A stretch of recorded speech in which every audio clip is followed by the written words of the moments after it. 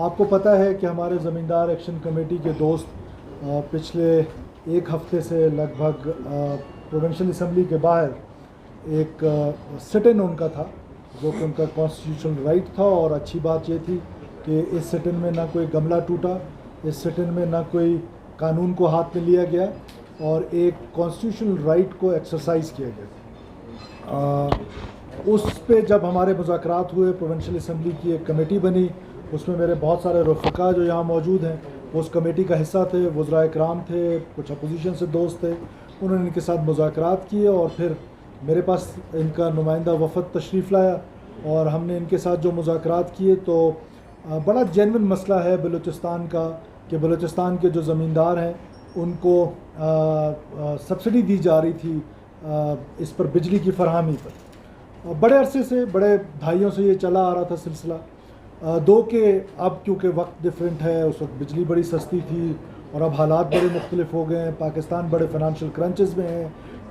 इस सारी चीज़ों को सामने रखते हुए फिर जब मेरे पास तशरीफ़ लाए तो हम गए ऑनरेबल वज़ीर आज़म के पास, पूरा एक वफ़द लेके, जिसमें मेरे साथ मिनिस्टर साहिबान थे और MPA साहिबान थे।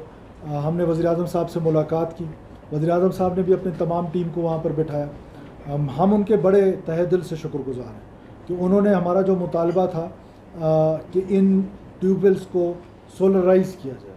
और उससे पहले क्योंकि हम इन कमेटी से हमारी मुज़ाकरात हो चुके थे और हमने उसका एक फ़ार्मूला तय कर लिया था कि इस फार्मूले के तहत अगर ये सोलराइजेशन की तरफ जाते हैं तो हम ये जो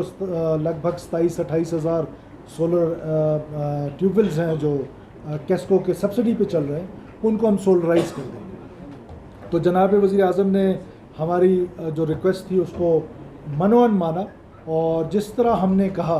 बावजूद इसके कि IMF का प्रोग्राम चल रहा है और ऐसे में सब्सिडीज़ और इन सारी चीज़ों पे बड़ी ज़ाहिर है फाइनेंस मिनिस्ट्री की बड़ी वो है, इसमें नज़र भी है और फाइनेंस मिनिस्ट्री जो है वो बड़ी वो भी करती है, लेकिन वज़ीर आज़म ने बड़ी फ़राग़दिली के साथ बलूचिस्तान के लोगों का मसला सुना और इसको फॉर वंस फॉर ऑल हल करने के लिए कहा, जिसके लिए फाइनेंस मिनिस्ट्री में और मिनिस्टर प्लानिंग में एहसन इकबाल साहब के पास और मिनिस्टर फाइनेंस के पास हमारी 2 दिन मीटिंग्स होती रही, और मिनिस्टर पावर के पास सरदार अवैस खान लगारी साहब के पास।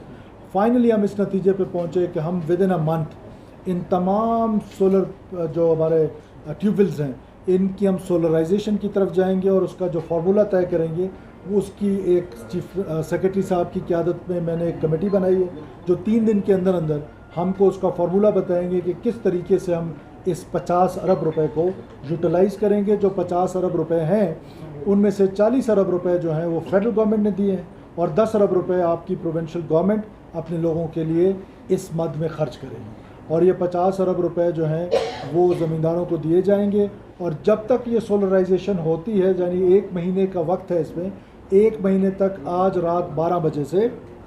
हमारे ज़मींदारों को बिजली की फराहमी दोबारा शुरू हो जाएगी 6 घंटे के लिए, और वो हम कोशिश करेंगे दोबारा जाकर, क्योंकि हमारे ज़मींदार भाइयों का ये ख्याल है कि अगर ये 8 घंटे हो जाए, लेकिन इसके लिए भी इन 6 घंटों के लिए इजाफी 4 अरब रुपए चाहिए 1 महीने के लिए। अब उस 4 अरब के लिए 2 अरब रुपए फेडरल गवर्नमेंट दे रही है, 2 अरब रुपए वो भी प्रोविंशियल गवर्नमेंट आपकी अदा कर रही है। तो ये हमारा एक तारीख़ी इक़दाम होगा। मैं समझता हूँ कि बलूचिस्तान की जितनी हुकूमतें आई, ज़मींदार एक्शन कमेटी और बलूचिस्तान हुकूमत का हमेशा से ये मुतालबा रहा है फेडरल गवर्नमेंट के साथ कि आप इन ट्यूबवेल्स को सोलराइज़ करें, ऑफ ग्रिड सॉल्यूशंस पे ढूंढें, और हम फिर इसमें इस हद तक नहीं बल्कि हम कोशिश कर रहे हैं कि मैंने एक एनर्जी डिपार्टमेंट में